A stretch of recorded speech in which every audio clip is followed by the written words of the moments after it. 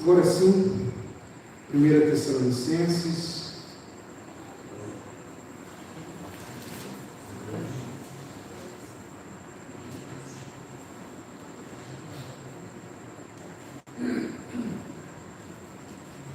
capítulo 2,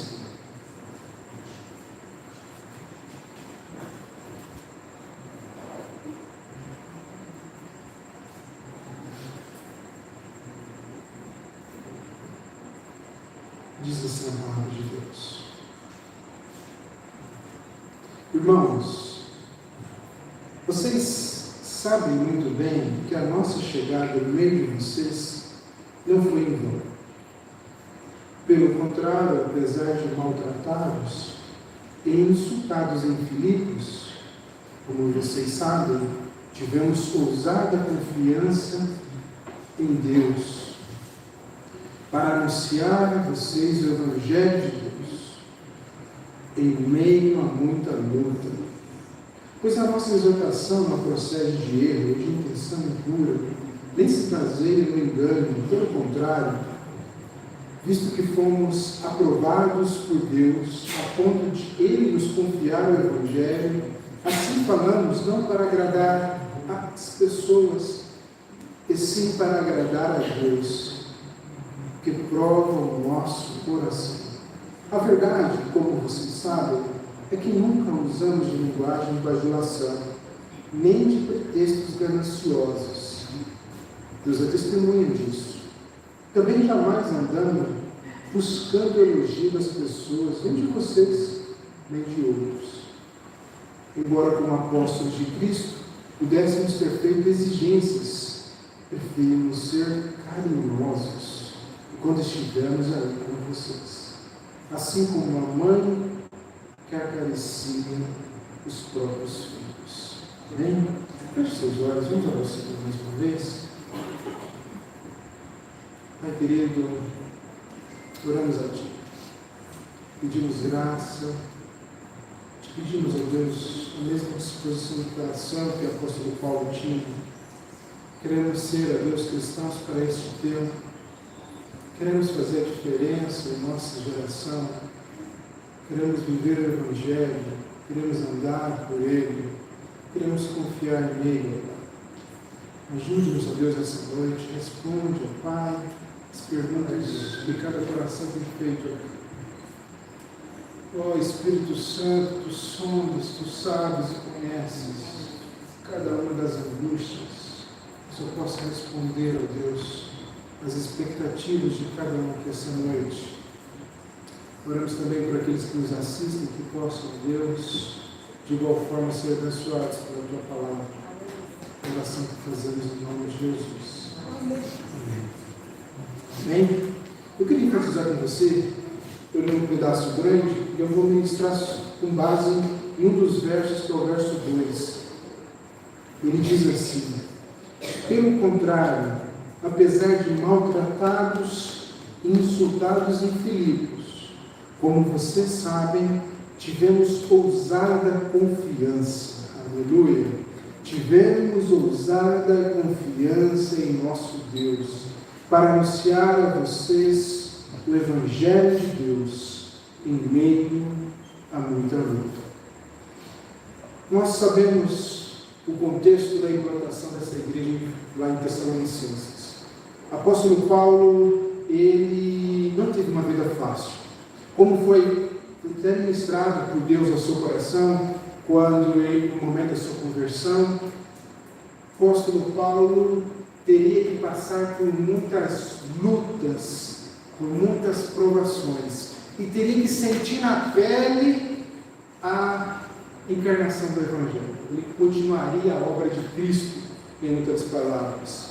Nós percebemos que o apóstolo Paulo, ele viveu em meio a muitas lutas. Se você bem se lembra, nós começamos essa série de mensagens pregando Atos 16.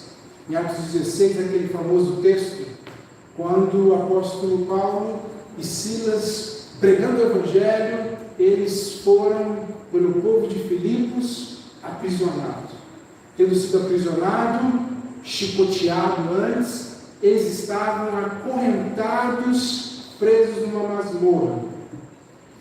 E à meia-noite eles começam a chorar e a se lamentar, não é mesmo? Eles começam a entoar hinos de louvores a Deus. Açoitados, presos, amarrados, eles começam a louvar a Deus. É dessa luta que ele começa a falar. Então ele diz, olha só, se você começa a ver comigo, apesar de maltratados e insultados em Filipos, está falando do que aconteceu em Atos 16, quando eles estavam na prisão, quando eles foram chicoteados, porque estavam pregando o Evangelho verdadeiro. Ele diz na sua defesa, você lê mais para frente, que Paulo, ele reforça, eu não usava de palavras de lisongia. Em outras palavras, apóstolo Paulo, ele não ficava tentando alimentar o ego, alimentar a ganância do seu público. Ele pregava o Evangelho verdadeiro, ele pregava o Evangelho de Jesus, e porque ele pregava o Evangelho de Jesus, havia muita perseguição. As pessoas, os judeus começaram a persegui-lo, e ele diz que aquilo não foi para ele um motivo para parar. Imagine só você na sua vida. O que acontece? Você sabia que o momento mais vulnerável seu é logo após uma grande vitória ou uma grande derrota? Você sabia disso?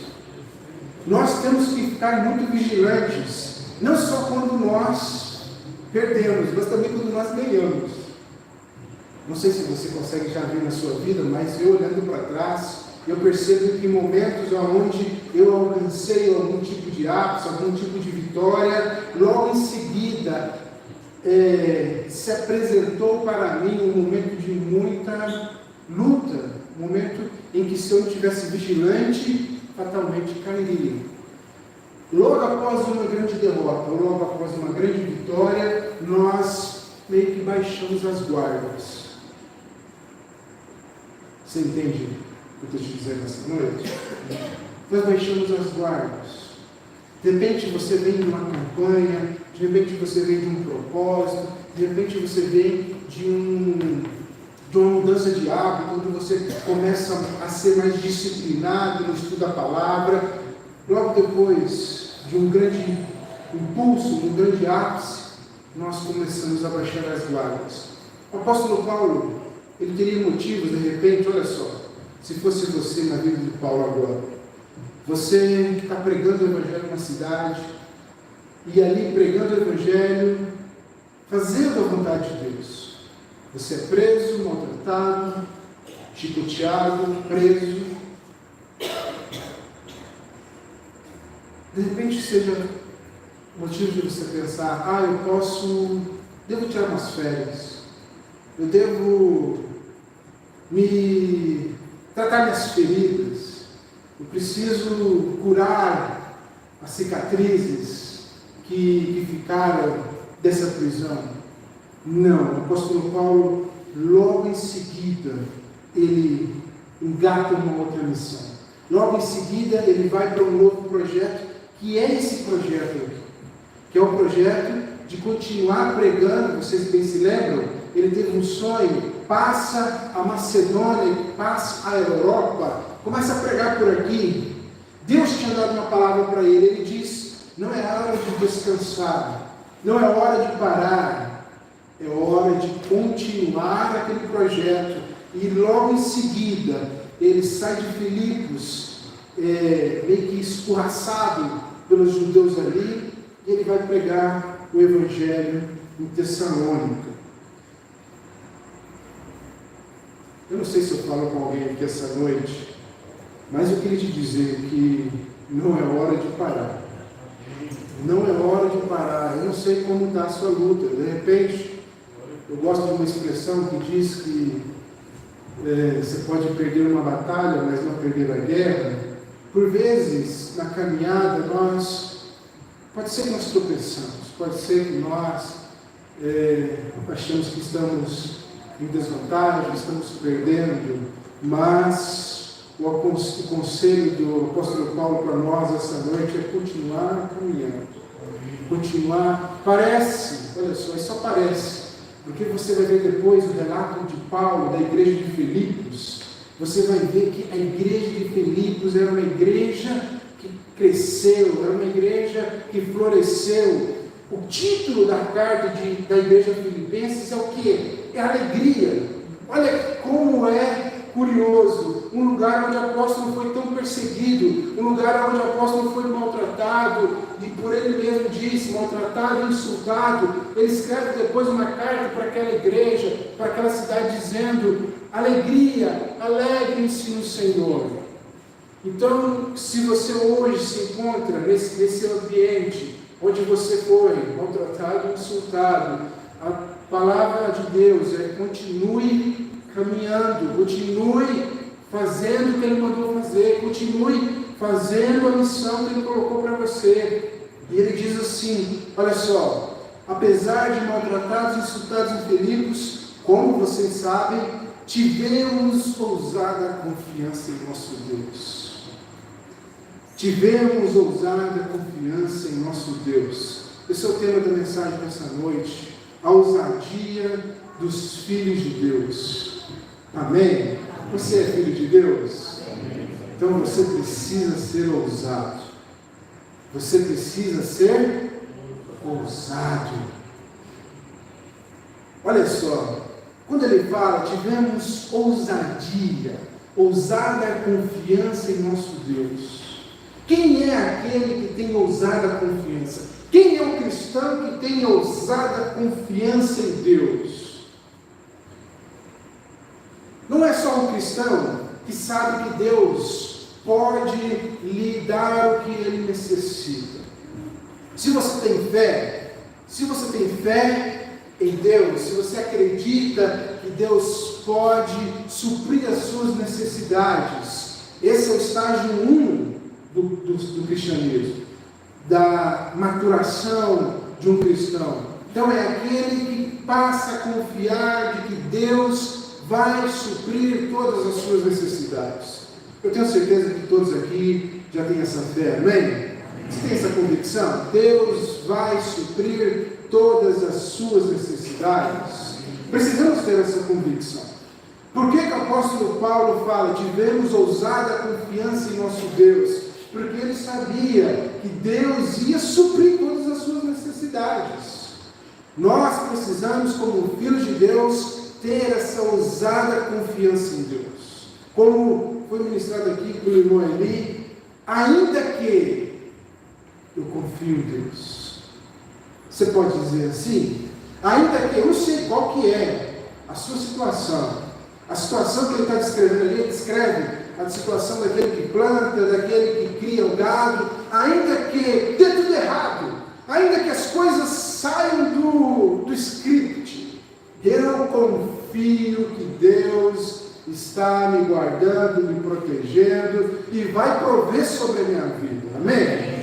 Você precisa ter essa ousada confiança. Olha só, o apóstolo Paulo, ele foi maltratado e insultado numa cidade. Rapidamente ele se dirige a outra. Por que ele fez isso? Será que ele era alguém especial? Era alguém diferente de nós? E eu acredito que não.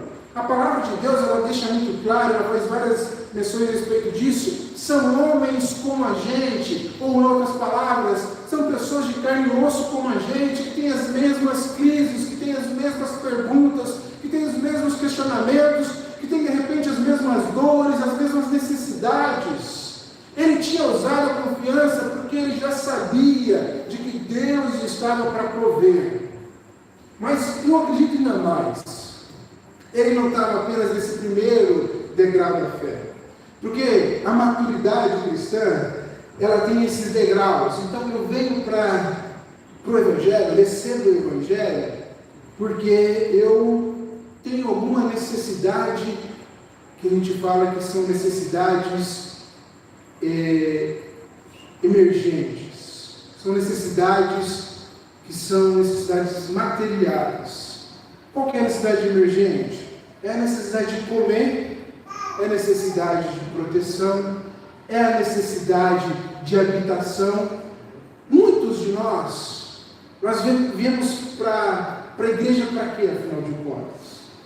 para ter as nossas necessidades carnais atendidas. Nós temos necessidades e ouvimos falar de um Deus que supre todas elas. Então eu venho para a igreja para ser suprido por todas essas necessidades. Só que, quando eu me relaciono com Jesus, quando eu vou me relacionando com Deus, eu percebo que a minha necessidade de comer, ela não era tanto uma necessidade.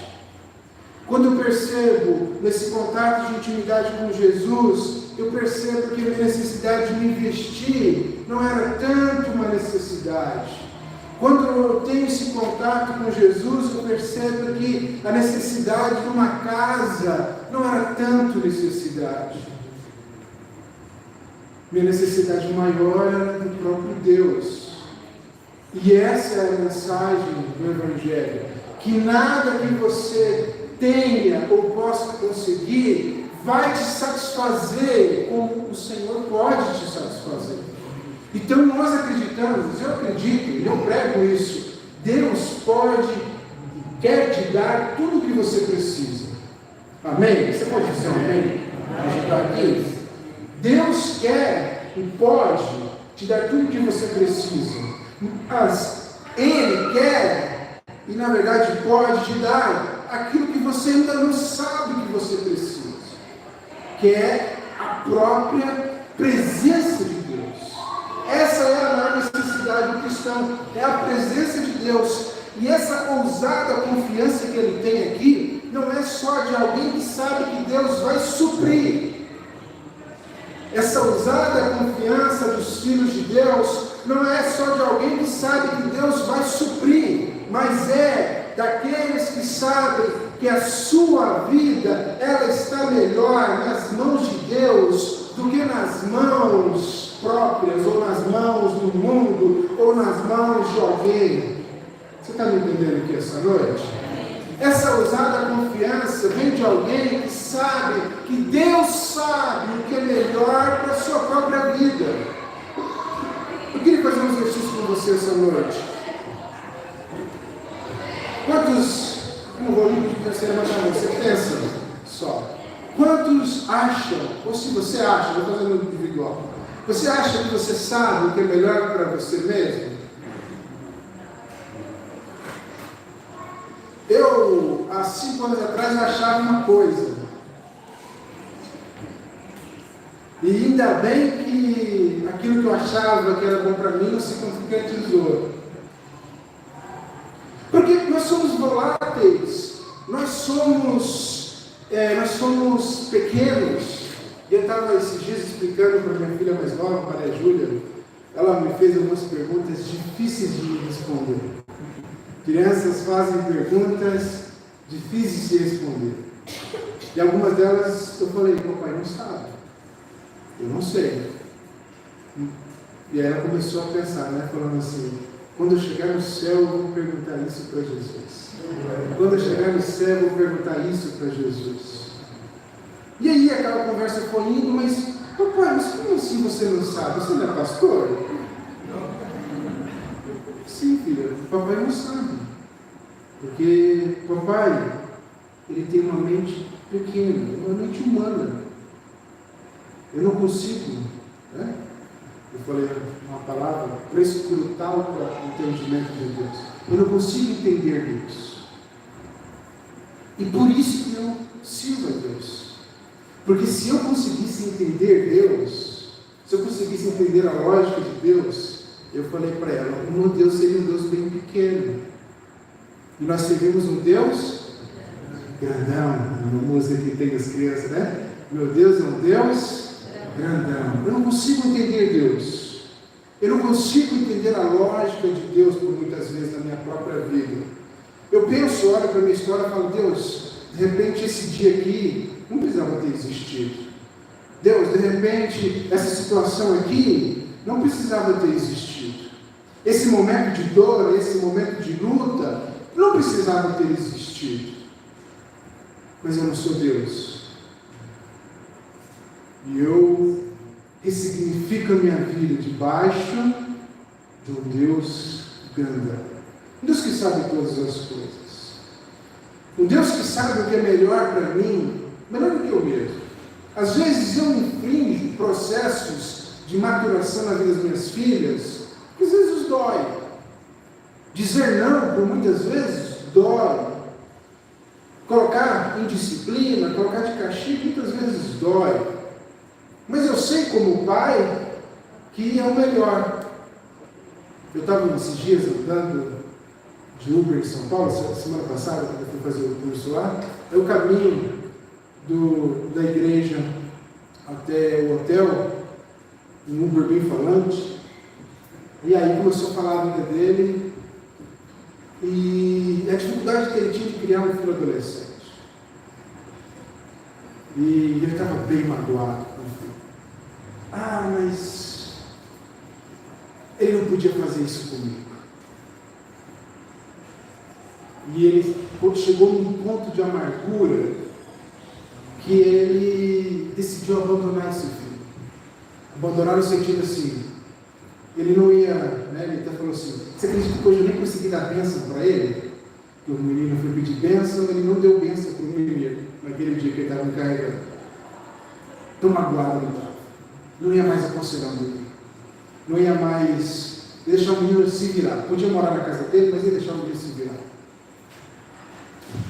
Aí eu falei, não, mas isso não é correto. Você tem que ajudar, você tem que fazer. O pai tem que se gastar e se desgastar pelos filhos. Amém? O pai deixa se desgastar pelos filhos. Mas ele não dá valor. Mesmo assim, faça. Amém, pais? Mesmo assim, faça. Aí eu perguntei para ele no final, você acha que ele nunca vai perceber? Ele falou, não, ele nunca vai perceber.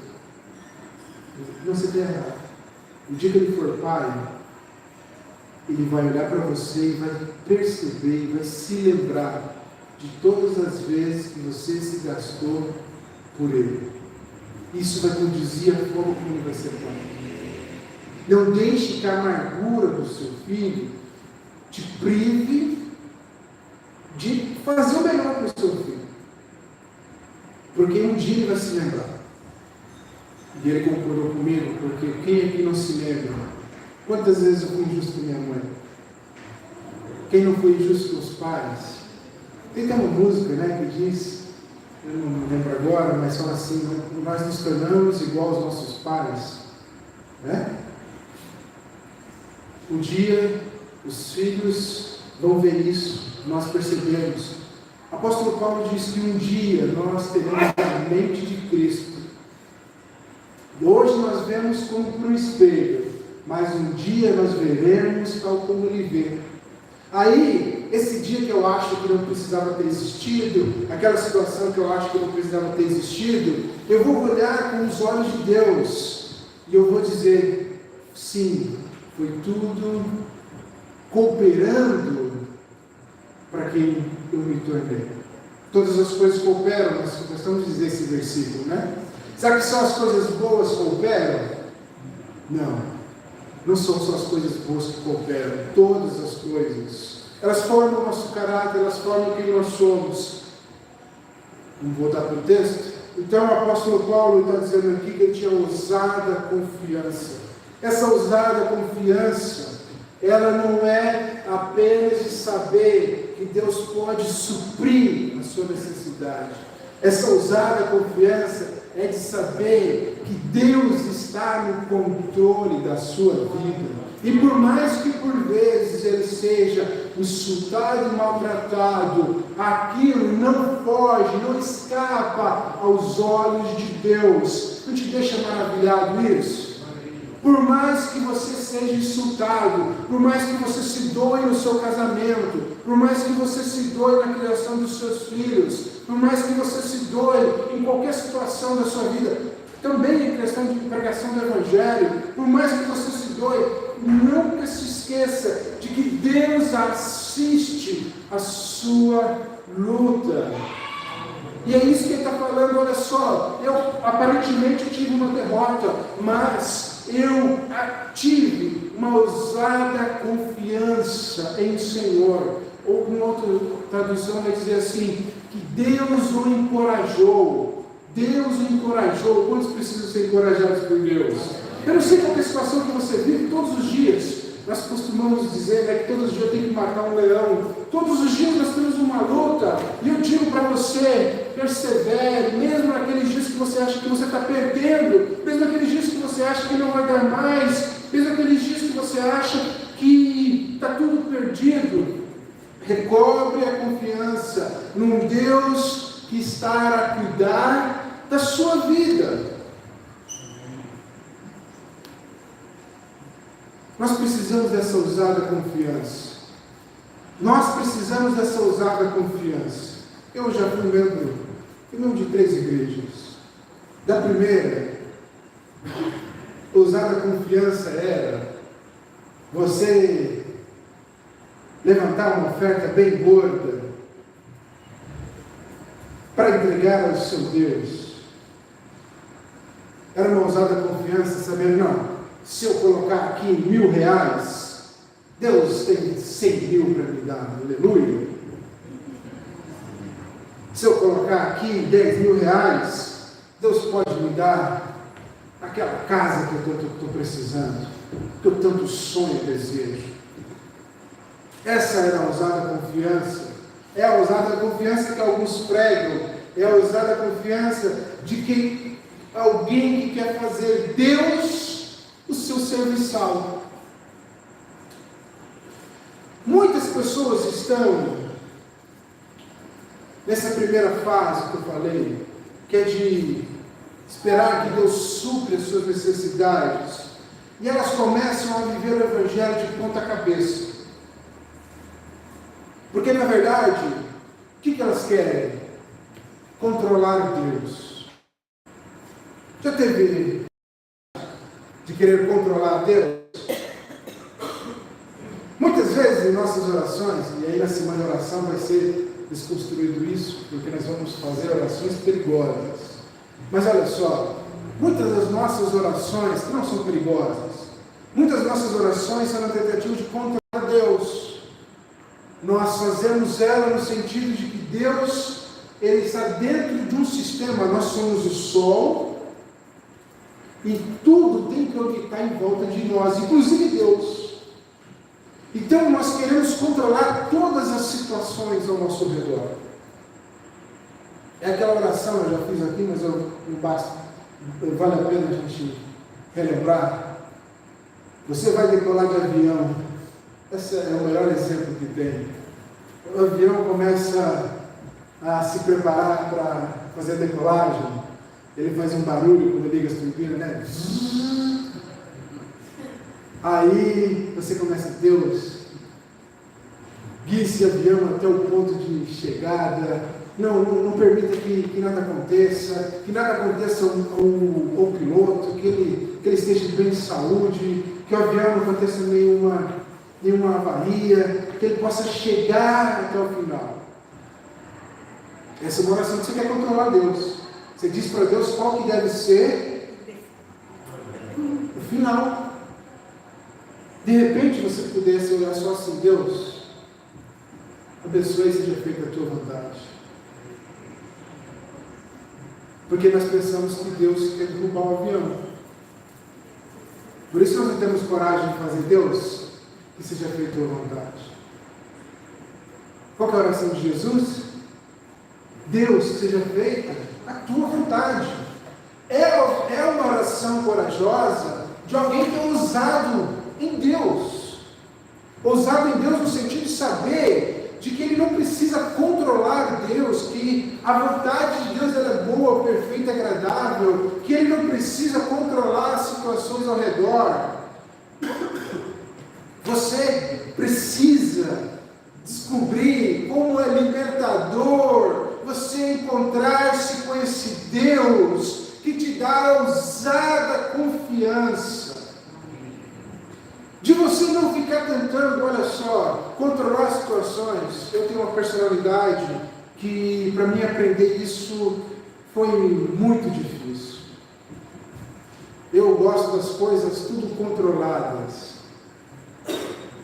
Eu gosto de determinar o meu futuro. planejar como que vai ser.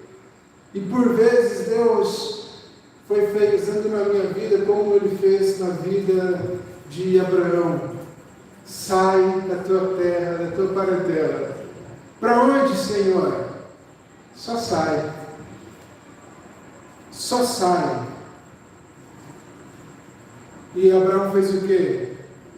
Saiu. É essa ousadia que nós precisamos. Não é a ousadia de você achar que Deus pode te dar todas as coisas. É a ousadia de alguém que tem coragem de entregar todas as coisas, inclusive o seu futuro. Se eu fizesse aqui um apelo essa noite, venha e coloque aqui no seu gasofilácio o seu futuro. Coloque aqui no gasofilácio as suas vontades. Coloque aqui no gasofilácio os seus desejos. Coloque aqui no gasofilácio os seus sonhos. Os seus sonhos. Quantos têm coragem de entregar os seus sonhos para Deus? Sejamos sinceros. Por que nos falta essa ousada confiança? É porque lá no fundo nós não conhecemos Deus. Nós não conhecemos Deus.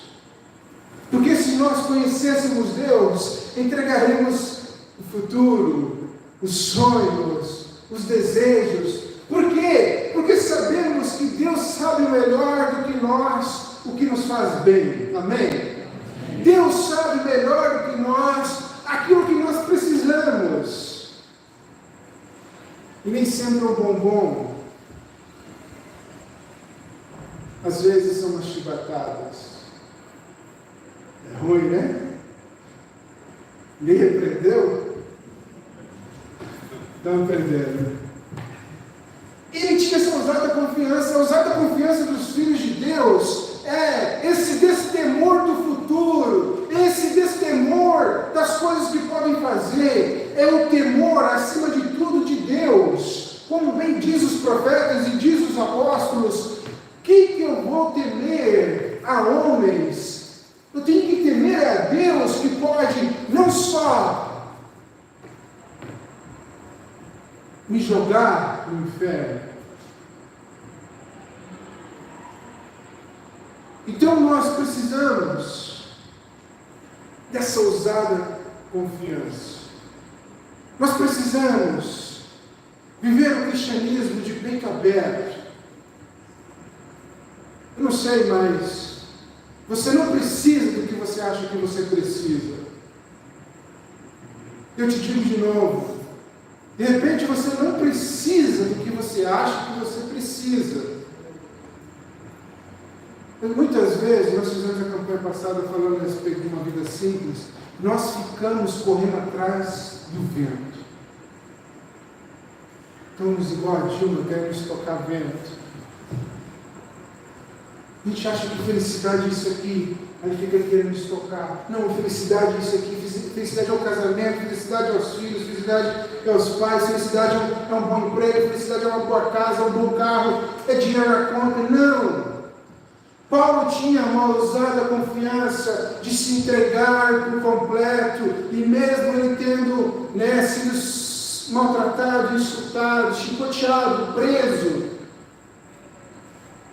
ele continua fazendo a obra de Deus, porque ele bem sabe que tem crido. Não é assim que ele diz?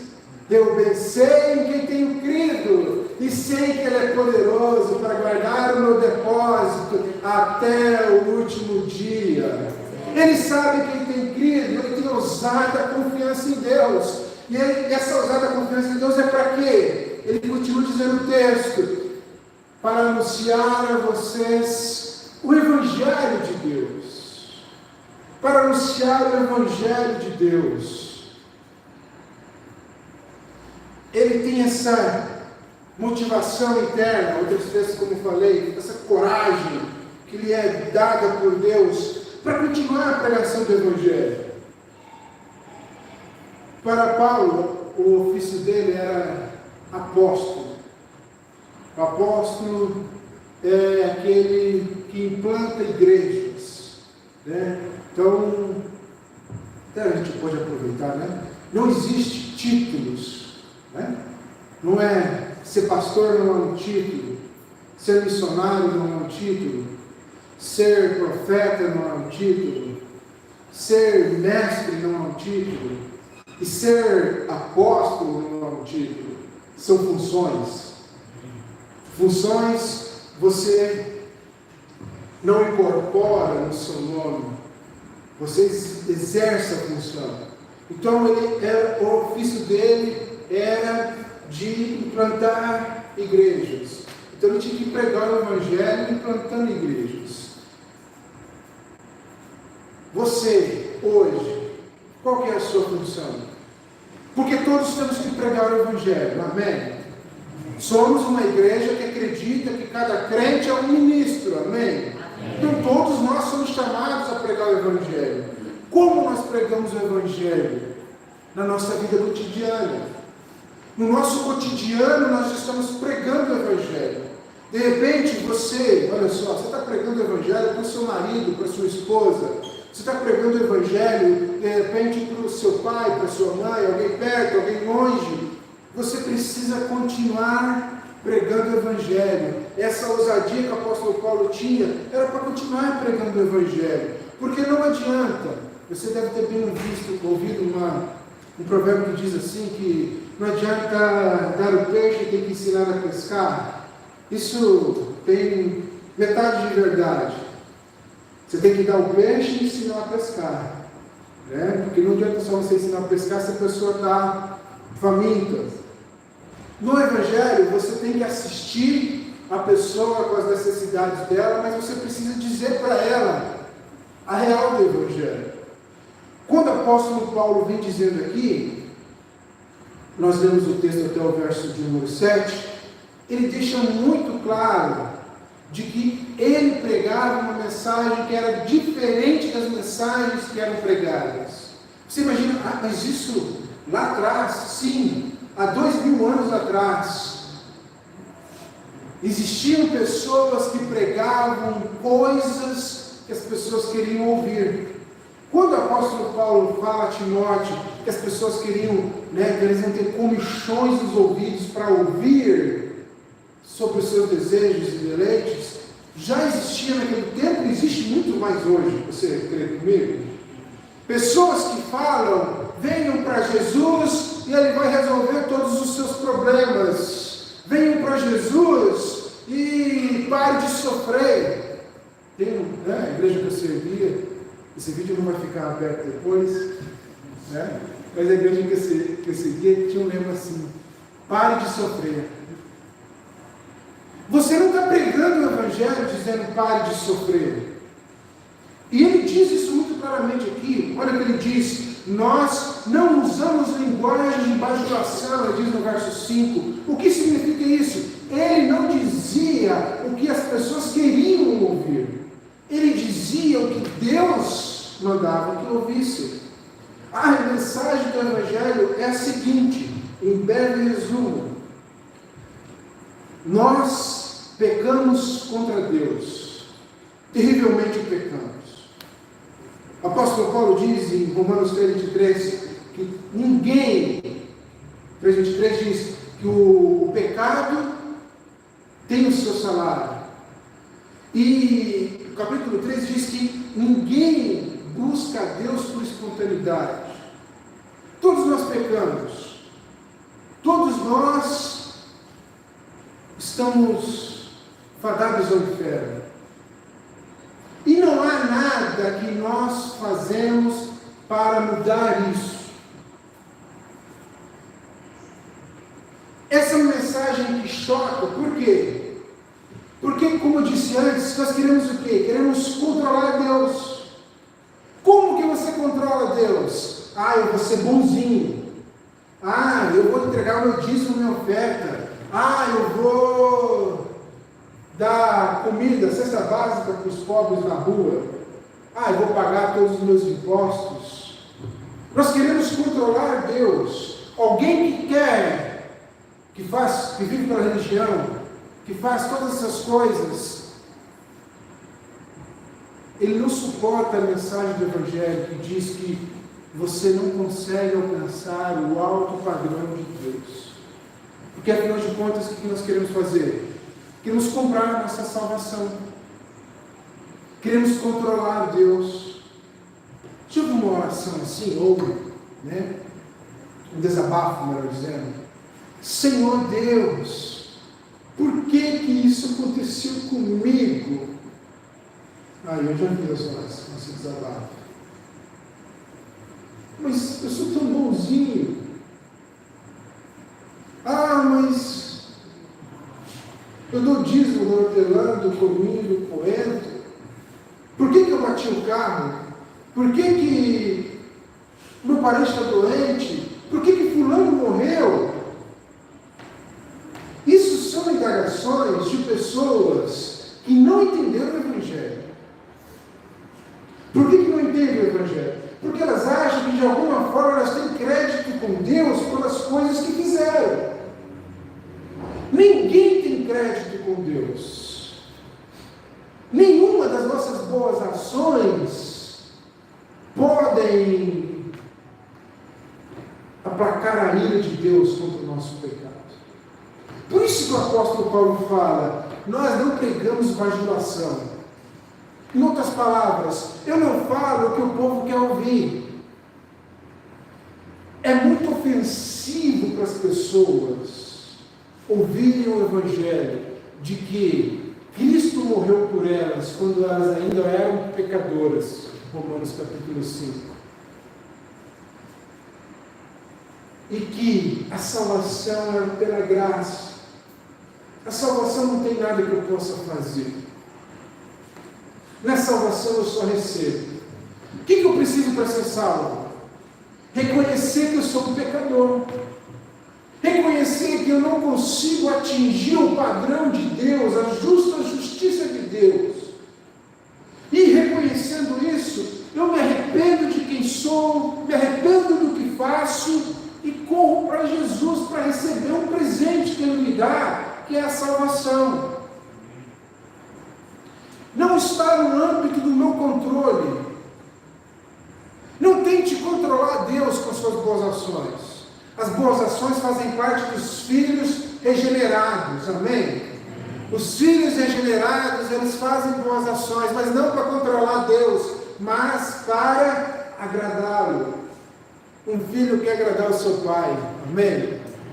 Isso na loja, né? Hoje, você olha na rua, você vê tantos exemplos contrários, mas dentro da loja, o filho sempre quer agradar o seu pai, sempre quer agradar a sua mãe. Nós fazemos as coisas não para tentar controlar Deus. Deus, agora o Senhor é obrigado a me abençoar. O Senhor é obrigado a fazer, porque eu estou fazendo certinho. Veja como eu sou bonzinho. Eu até faço discipulado. Não, eu não controlo Deus. Essa é a ousadia de Paulo ao pregar o Evangelho. Pregar uma palavra que era contrária ao que as pessoas queriam ouvir. E sabe o que é, de repente, a parte mais pesada disso? Eu vou contar usando uma ilustração que o Tim Keller coloca em um dos seus livros. Ele diz que pregando o Evangelho, assim como a gente está fazendo aqui, toda pregação ele tinha uma pence de pregar o Evangelho, como eu estou fazendo aqui.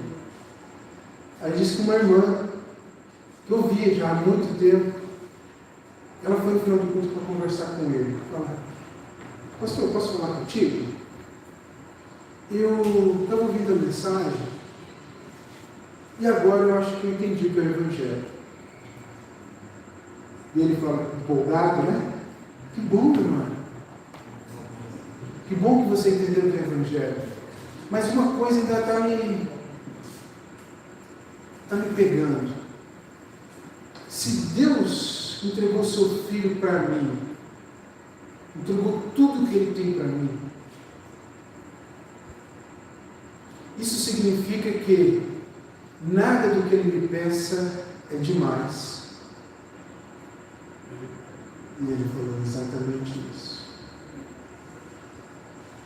Se Deus entregou seu filho para mim, entregou tudo, a glória, nada do que ele te pedia demais. religioso, ele tem tanta dificuldade com o Evangelho, porque ele quer dar para Deus o quê? O que ele está disposto a pagar. Entregar para Deus o que você está disposto a pagar não é suficiente. Deus, o que Ele quer de você é o quê? É tudo. A mensagem de Abraão e Isaac é a mensagem que nós precisamos pregar para nós todos os dias. Ele entregou Isaac, o seu tudo. Deus entrega Jesus, o seu tudo. Essa é a relação que nós fazemos. Quando nós entendemos o Evangelho, entendemos que não podemos alcançar a salvação, de que o céu está a muitas milhas de distância, que eu não consigo entrar no céu pelos meus bons atos, pelas minhas boas atitudes, e eu preciso de Jesus, reconheço o meu pecado, reconheço a minha debilidade, entrego minha vida para Jesus, eu entrego tudo, tudo, tudo, tudo, sonhos, planos, futuro, está tudo aqui dentro do gasofilácio agora, amém? Imagina o gasofilácio aqui na frente com tudo que você pode dar, porque se você recebeu tudo de Deus, Ele merece o seu tudo. Isso é o Evangelho. O Evangelho é muito diferente da religião. Por isso ele diz, eu vou ler só esse verso 5. A verdade, como vocês sabem, é que nunca usamos de linguagem de bajulação, nem de pretextos gananciosos. Deus é testemunha disso. Olha só. Teria muita coisa para pregar nesse texto. Mas eu quero fechar a mensagem de hoje, terminando o verso de número 2. Põe para mim, fazendo favor. Então ele tem uma ousada confiança em Deus, amém? Você vai ter essa ousada confiança em Deus, amém? É a ousadia de alguém que pode entregar tudo e viver livre e feliz. Olha só. Você não precisa mais estar escravizado aos seus sonhos. É bem verdade que você tem que ter planos, metas, mas desde que isso não te escravize, desde que os seus sonhos, daquela vida idealizada, né? Nós falamos muito a respeito disso, para adolescentes que às vezes ficam, né, deslumbradas com Hollywood e toda aquela trama de felizes para sempre. Temos que tomar cuidado com isso. Não existe essa trama hollywoodiana que eles podem colocar. Os sonhos não podem te aprisionar. Nem suas vontades deveriam te aprisionar. Como eu fico feliz quando eu vejo alguma daquelas agarras das minhas vontades e desejos sendo arrancadas. Imagine um homem com muitas correntes, com muitas algemas, assim somos nós. E quando cada uma das algemas vão se soltando, isso significa que eu vou me libertando dessa prisão que o mundo coloca sobre nós. Ele era ousado com Deus, porque ele sabia que tudo que ele precisava estava em Deus. E Deus estava no controle de tudo. E isso possibilitava ele a viver, mesmo em meio a muita luta. Olha essa parte final. Em meio a muita luta. Olha só. Eu preciso me retratar aqui, quando eu disse que era errado o slogan da igreja, pare de sofrer. Porque na verdade, quando você está com Deus, você para de sofrer. Amém? Você para de sofrer. mas não para de lutar. A igreja, ela diz que para de lutar, porque você vai ter tudo que você precisa. Mas isso não é verdade. Sim, nós paramos de sofrer. Por que eu paro de sofrer? Porque a minha luta, ela passa a ser uma luta de regras mais claras, com regras mais nítidas para nós. O apóstolo Paulo diz que tudo que ele fazia, que tudo que ele plantava, era em meio a muita luta. Você sente assim que é assim na sua vida? Com muita luta? De repente agora você pode estar passando por um momento de muita luta. Eu não sei qual é a luta. As lutas, elas se apresentam de formas muito diversas. Para uns, uma luta pode ser para outros uma guerra. Por isso nós não podemos ficar comparando as nossas lutas e nem desdenhando das lutas das pessoas. Cada um com a sua luta, cada um com a sua força, cada um com a sua batalha naquele momento. Nós precisamos saber que nossa vida é em meio a muita luta. Essa luta aqui que ele coloca é como uma luta de um desportista. O apóstolo Paulo, por várias vezes, ele usa essa analogia. 1 Coríntios 9, no finalzinho do capítulo, ele vai dizer que ele, como aquele que quer a coroa incorruptível, não precisa colocar não, aquele que quer a coroa incorruptível, ele luta, ele se esforça sobremaneiramente. Filipenses capítulo 3, versos 13 e 14, ele também diz isso, que ele luta o bom combate. E Timóteo, finalmente, ele diz, combati o bom combate. Há sempre essa expressão de luta. Tem uns dias que eu estou ouvindo uma música que saiu recentemente, Brandon Lake, não sei dizer o título dela aqui, é uma música em inglês, mas ele diz assim na música: muitas vezes o elogio sai com facilidade, mas em muitas ocasiões dar um aleluia é com gemido inexprimível. Você sente que a sua vida é assim? Muitas vezes o elogio sai fácil. Glória a Deus, aleluia. Quando temos uma vitória, quando temos uma boa circunstância, quando estamos vivendo uma vida boa, muitas vezes louvar a Deus é algo natural, é algo espontâneo, é algo que sai dos seus lábios com muito prazer e alegria.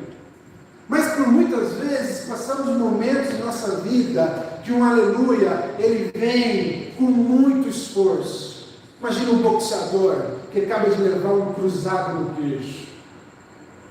É essa a cena da música e a cena do apóstolo aqui. É alguém que está lutando, está apanhando, e no louvor tem que sair, mesmo que saia com um pouco de gota de sangue, mesmo que saia com gemidos de dor. Essa é a luta que às vezes nós enfrentamos. O apóstolo Paulo diz: fizemos tudo isso, tivemos ousada confiança, mas é por meio da luta. Eu queria deixar uma mensagem ao seu coração. Há um texto na Bíblia que me confortou muito nos dias em que eu me peguei em questionamento a Deus. É um texto de João, João capítulo 1, lá no finalzinho, acho que é 47, 48. É o encontro de Jesus com Natanael. Felipe chega para Natanael um amigo dele, diz: encontrei o Messias. Aí Natanael fica meio desconfiado, mas ele vai ver. Ele vai lá junto com o Filipe para ver o Messias. Jesus chega para Natanael e diz para Natanael: eis aí um verdadeiro israelita. Natanael fica meio confuso: olha, como assim? O senhor me conhece? Muitas vezes nós achamos que Deus não nos conhece. Muitas vezes nós achamos que Deus é Deus de longe. Esse texto é um texto muito especial para mim, porque Jesus diz para Natanael: antes de Felipe chamá-lo, eu já tinha visto você debaixo da figueira.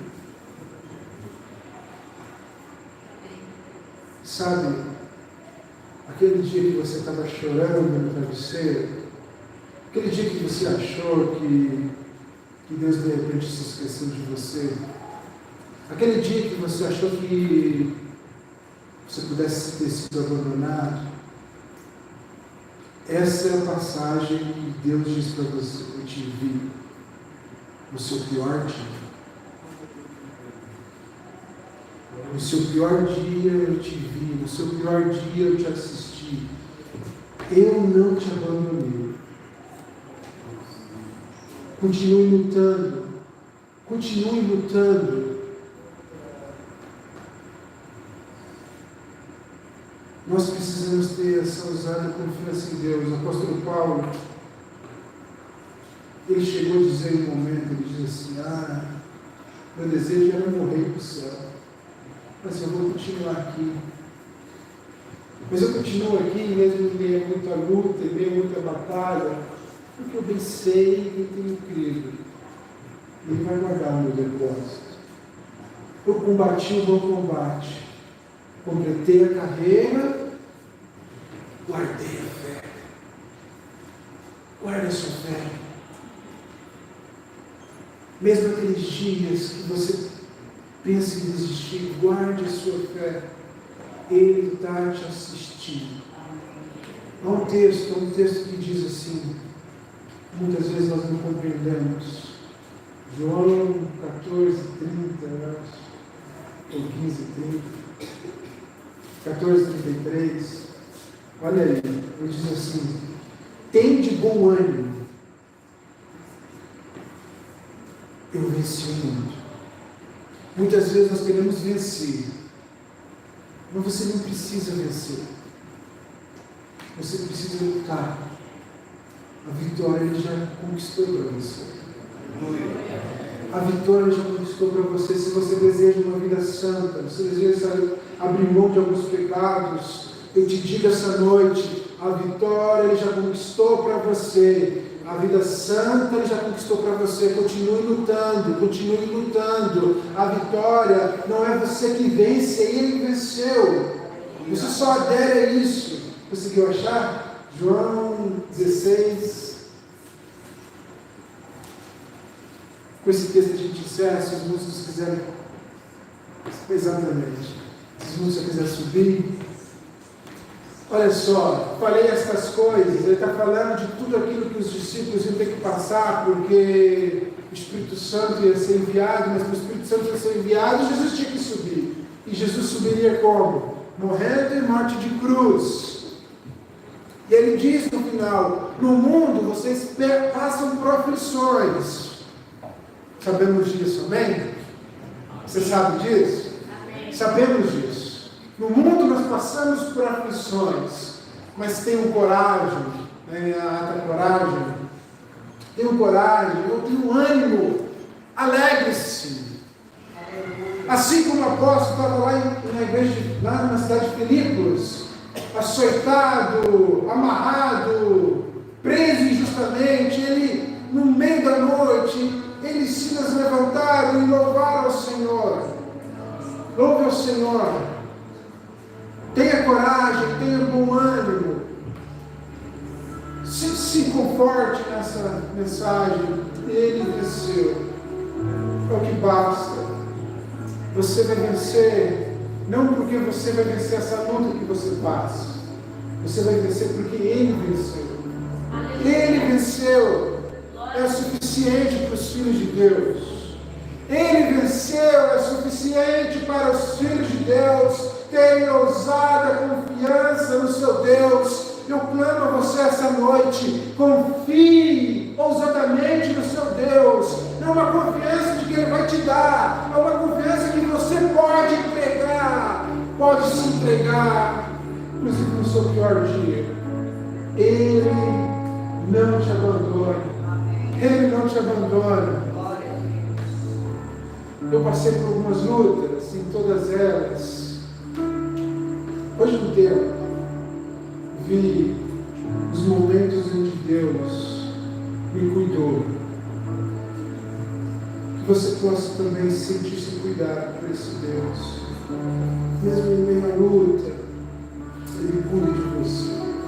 Essa canção que nós vamos cantar agora, para encerrar o nosso culto, nós cantamos ela antes.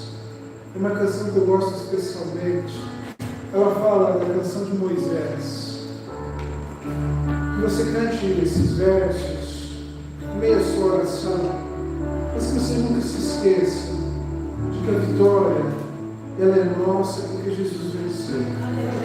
E Ele te assiste. Como Ele disse para Natanael, Ele disse para nós, eu falei que Ele via 2 textos, né? Um dia eu vou pregar sobre os 2 juntos. Gênesis capítulo 16, Agar e Sarai. Agar, ela foi maltratada injustamente por Sarai. Agar, ela sai com seu filho. Sim, ele é limpeiro. Chega num ponto, eles acham que vão morrer de sede, de fome. O anjo do Senhor aparece para Agar e diz para ela que era com ela, que tinha assistido, tinha visto o que tinha passado, ele não tinha abandonado ela. Agar, depois daquele encontro, ela diz, ela nomeia um monte e diz, este monte aqui, eu não me lembro o nome do monte, o nome hebraico, mas significa assim, aqui eu encontrei o Deus que me vê. O Deus que me vê. Esse é o conforto, o consolo cristão. Saber que Deus, Berlaroi, eu tinha decorado e acabei esquecendo. Berlaroi é o nome. O Deus que me vê. O Deus que me vê. Amém? Vamos louvar o Senhor, vamos você ficar em pé. Eu queria que você fizesse essa oração a Deus agora. Qual é a luta que você tem que passar? Eu não sei a luta, mas todas elas não escapam aos olhos de Deus, não escapam aos olhos do Altíssimo, e Ele te garante a vitória. Ele mesmo venceu, Ele venceu o abandono, Ele venceu o desprezo, Ele venceu a culpa, Ele venceu todas as batalhas. Nenhuma delas foram esquecidas por Deus, não quero nada. Você pode, Senhor, te entregar-se a Ele.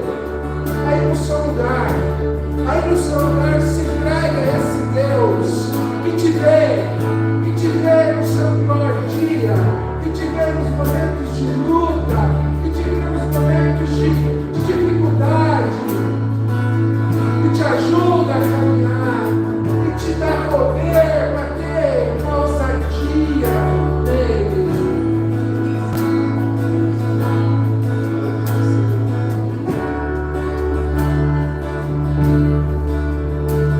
Senhor, os nossos olhos podem ver o grande Deus que frente ao mar faz vencer, seu poder se liberar.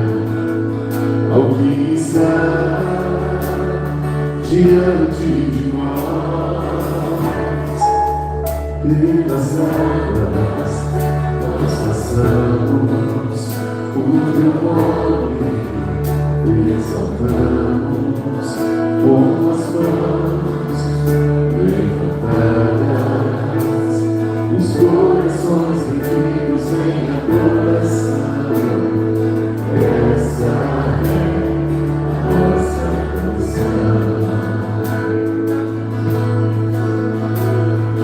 Essa é a nossa canção.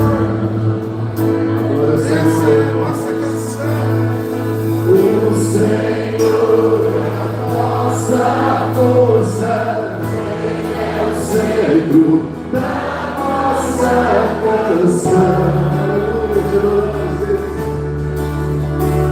Por gerações, tu és Deus, nossa esperança e salvação. Entre os deuses é semelhante a ti, todo o poder está em tuas mãos, todos ouvirão e se prostrarão ao grande Rei, glorioso Senhor. Pelas águas nós passamos, o teu nome exaltamos, com as mãos levantadas, os corações rendidos em adoração. Essa é a nossa canção. Essa é a nossa canção.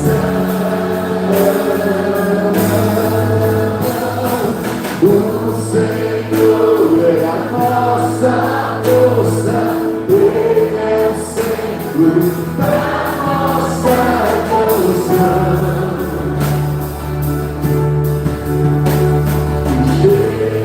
Gerações, tu és Deus, nossa esperança e salvação.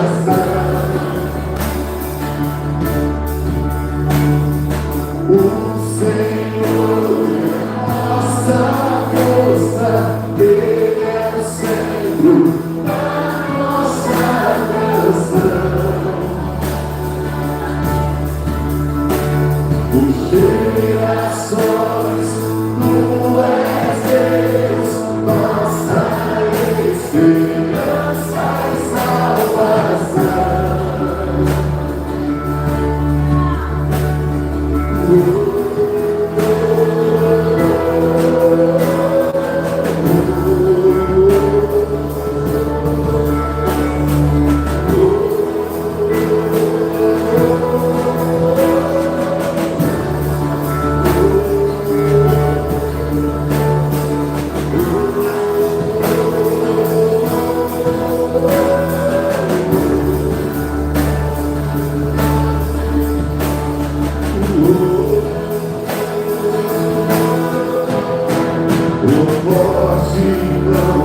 O teu povo vencer, tua doce voz deu a poucos pontos da habitação. Tu és justiça em nós, a nossa redenção. Tua forte mão faz o teu povo vencer, tua doce voz faz a terra estremecer. Deu a poucos pontos da habitação. Tu és justiça em nós, a nossa redenção. Tua forte mão faz o teu povo vencer, tua doce voz faz a terra estremecer. Teu amor, tu és justiça em nós, a nossa redenção.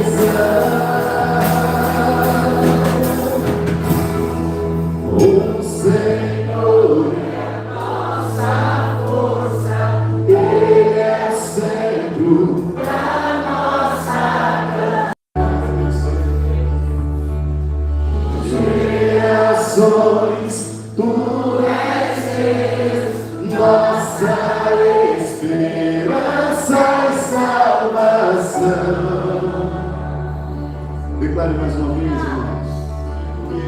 Senhor é a nossa força, Ele é o centro da nossa canção.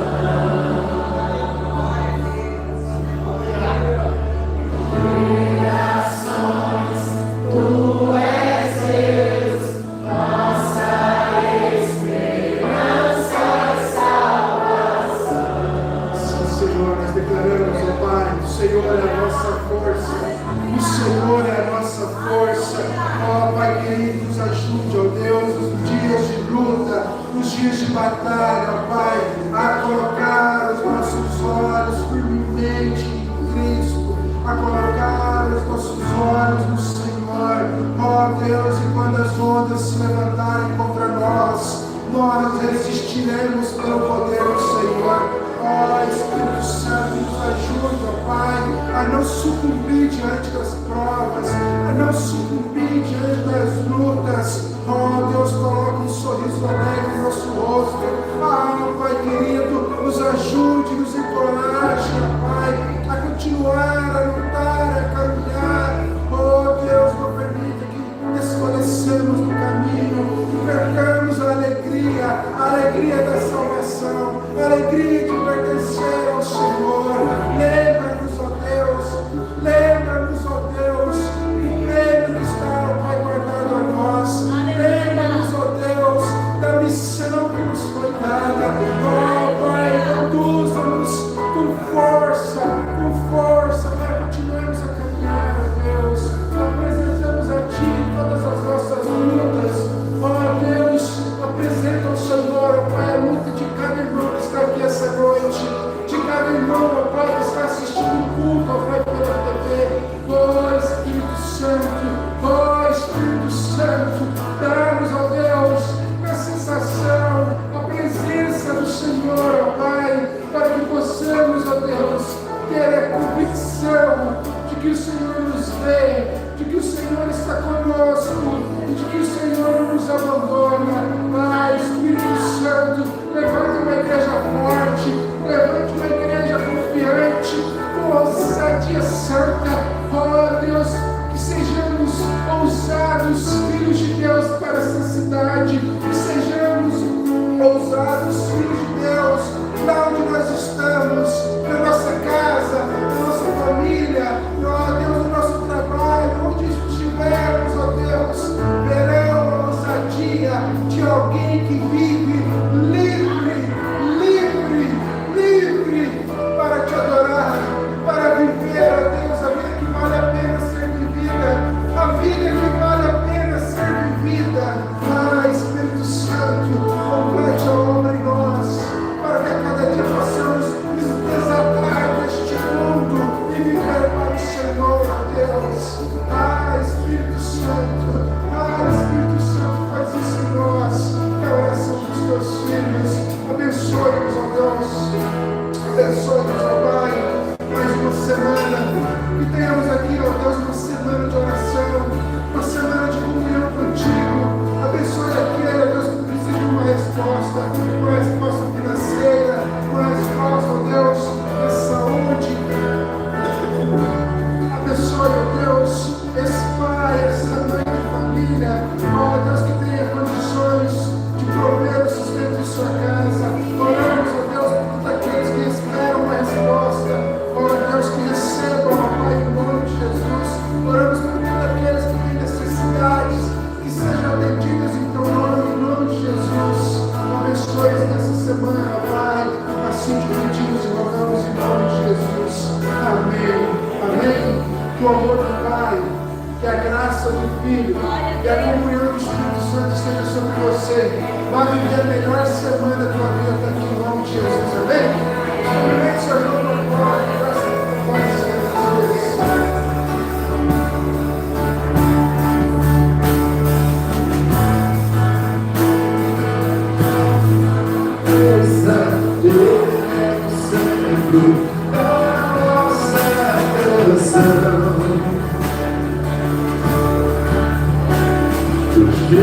Gerações, Tu és Deus, nossa esperança, salvação.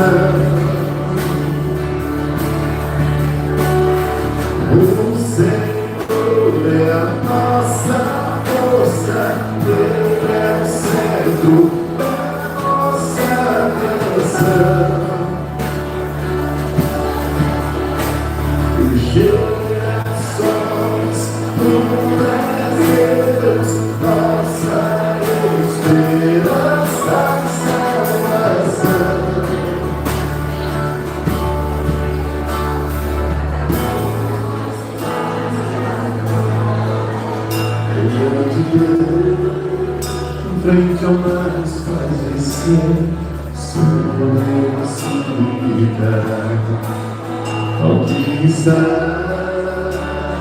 diante de